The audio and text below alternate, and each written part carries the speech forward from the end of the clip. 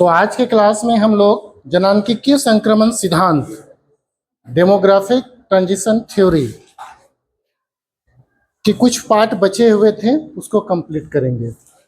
आज हम लोग देखेंगे कि जनांकीय संक्रमण सिद्धांत के अवस्थाएं हैं।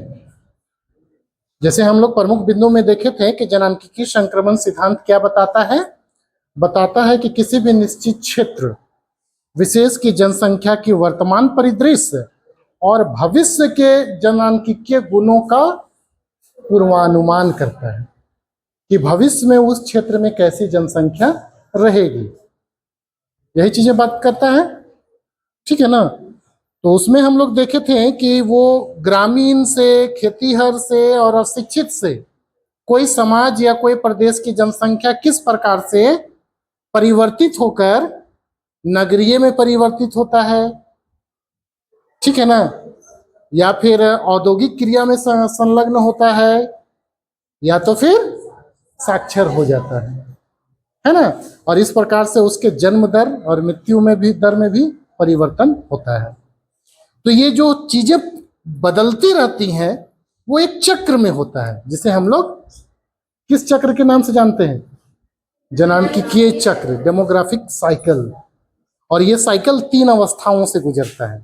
तो वही 3 अवस्थाओं को आज हम लोग देखेंगे, प्रथम अवस्था, द्वितीय अवस्था और अंतिम अवस्था। तो उसको हम लोग देखते हैं। तो इस प्रकार हम लोग देखते हैं जनांकीय संक्रमण सिद्धांत। ये जो जनांकीय संक्रमण सिद्धांत है इसकी 3 अवस्थाएं हैं, ठीक है। तो जनांकीय संक्रमण सिद्धांत 3 अवस्थाओं वाले मॉडल की व्याख्या करता है। एक प्रकार का मॉडल है जिसमें बताया जाता है कि किसी क्षेत्र विशेष की जनसंख्या अगर अपने प्रारंभिक चरण की अवस्था से बदलती है और वर्तमान चरण में आती है तो किस प्रकार परिवर्तित होती है, वो चक्र के रूप में होती है। और वो चक्र 3 अवस्थाओं में होता है, प्रथम, द्वितीय, अंतिम अवस्था। तो देखिए इसको हम लोग फ्लो चार्ट में भी बहुत बढ़िया से किए हुए हैं। जनांकीय संक्रमण सिद्धांत जनांकीय चक्र है एक प्रकार का, है ना। जनसंख्या से संबंधित जितने गुण हैं उनको चक्र के रूप में वो क्या करता है, प्रक्रियागत रूप से आगे बढ़ता है, फिर वहां पे पहुंचता है, ठीक। और वो 3 अवस्थाओं से गुजरता है। 3 अवस्थाओं वाला मॉडल है, प्रथम अवस्था, द्वितीय अवस्था, अंतिम अवस्था। इसको आप लोग लिख लीजिए। तो इस प्रकार हम लोग देखते हैं कि प्रथम अवस्था जो है जनांकीय संक्रमण सिद्धांत के तहत जो जनांकीय चक्र क्रियाशील हुई और उस चक्र में 3 अवस्थाएं गुजरी, तो उसमें जो प्रथम अवस्था है उस प्रथम अवस्था क्या बताता है कि इसकी बहुत सारी विशेषताएं हैं। इनमें से बहुत सारी विशेषताएं मैंने यहाँ पे लिखा है, उसको समझिए। पहली विशेषता ये है कि उच्च प्रजननशीलता एवं उच्च मतर्यता होती है, मतलब कि high fertility and high mortality. जन्म अधिक लोग लेते हैं और मरते भी अधिक लोग हैं, ठीक है। अधिक लोग जन्म ले रहे हैं और अधिक लोग मर रहे हैं, ठीक है। तो इस स्थिति में क्या हो रहा है कि लोग जन्म क्यों अधिक ले रहे हैं? क्योंकि लोग अधिक मर रहे हैं। तो अधिक जो मर रहे हैं उस समय क्या होता है, स्वास्थ्य की निम्न दशाएं होती है, स्वास्थ्य सुविधाओं की नहीं, महामारियां, जैसे अभी देखिए कोरोना आया था तो इतने अच्छी हेल्थ फैसिलिटीज था, इसीलिए थोड़ा काबू किया जा सका। अब प्रारंभिक समय में सोचो, कुछ समय दवा हुआ कुछ नहीं था, चिकित्सा सुविधाएं नहीं थी, अक्सर महामारियां आया करती थी। इस तरह से जनसंख्या पूरा ज्यादा मृत्यु की ओर चला जाता था। तो उससे बचने के लिए लोग क्या करते थे, क्षतिपूर्ति के लिए अधिक जन्म देते थे। वही लिखा हुआ है कि उन महामारियों से होने वाली अनिश्चित मृत्यु या फिर भोजन की कमी होती थी, उससे बचने के लिए लोग क्या होते थे, अधिक मर जाते थे बच्चे। उससे बचने के लिए क्या किया जाने लगा, तो अधिक जन्म दिया जाने लगा, है ना। इसलिए इस अवस्था को क्या बोलते हैं, उच्च प्रजननशीलता और उच्च मतर्यता की अवस्था, यानी उच्च जन्म और उच्च मृत्यु वाली अवस्था है। क्यों होती है?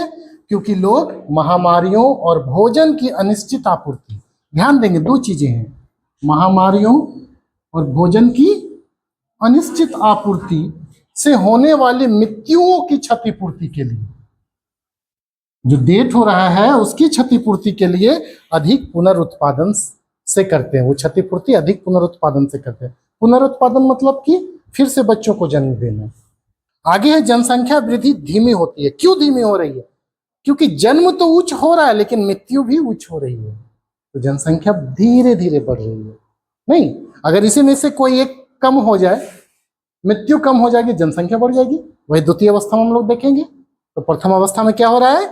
जन्म भी अधिक है, मृत्यु भी अधिक है, जिसके वजह से जनसंख्या वृद्धि धीमी हो रही है, धीमी गति से हो रही है। अधिकांश लोग प्राथमिक क्रिया हम लोग अगला चैप्टर में पढ़ेंगे। प्राथमिक क्रिया उन क्रियाओं को कहते हैं जो पूर्णतः प्रकृति पर आधारित होकर किया जाता है अपनी जीविकोपार्जन करने के लिए, जैसे कृषि, पशुपालन, ठीक है, मछली पकड़ना, शिकार करना, लकड़ी काटना, लकड़ी चीरना, एक्सेट्रा, ये सभी प्राथमिक क्रियाएं हैं। तो अधिकांश लोग इस प्रथम अवस्था में क्या करते हैं? प्राथमिक क्रिया विशेषकर कृषि कार्य में संलग्न रहते हैं, ठीक है ना। और बड़े परिवारों को परिसंपत्ति माना जाता है। जिस घर में बड़े परिवार होते हैं तो वो धनवान कहलाते हैं। क्यों? क्योंकि उनके पास काम करने के हाथ ज्यादा रहते हैं। नहीं समझ में आया बात? इसीलिए पहले के समय में लोग अधिक से अधिक जन्म दिया करते थे। तो बड़े परिवारों को उस समय परिसंपत्ति माना जाता है ना। जीवन प्रत्याशा निम्न होती है। जीवन प्रत्याशा मतलब जीवन की जो आशा होती है कि कितने वर्ष जिएंगे लोग, लाइफ एक्सपेक्टेंसी बोलते हैं हम लोग। जीवन जीने की औसत आयु, वही जीवन प्रत्याशा है।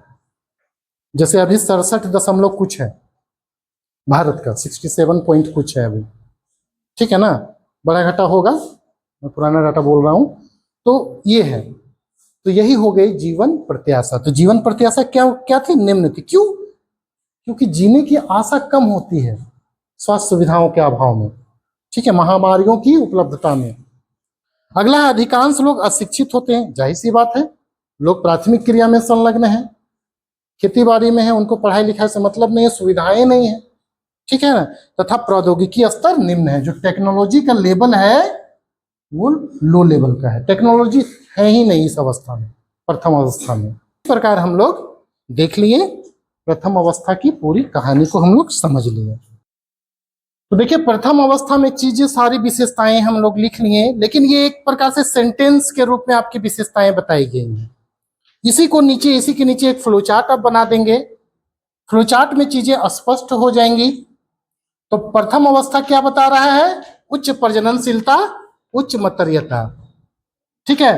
दूसरा, मंद जनसंख्या वृद्धि। तीसरा, कृषि कार्य में संलग्नता। चौथा, बड़े परिवार परिसंपत्ति है। पांचवा, निम्न जीवन प्रत्याशा। और नेक्स्ट, अशिक्षा एवं निम्न प्रौद्योगिकी। कितना बढ़िया होगा, इतना सा चीजें याद रखिएगा, सारी चीजें इसकी लिखा जाएंगी आपकी, है ना। ठीक है, इसको हम लोग फ्लो चार्ट को भी आप लोग कर लीजिए। अब नेक्स्ट हम लोग करेंगे कौन सा? तो द्वितीय अवस्था, ठीक।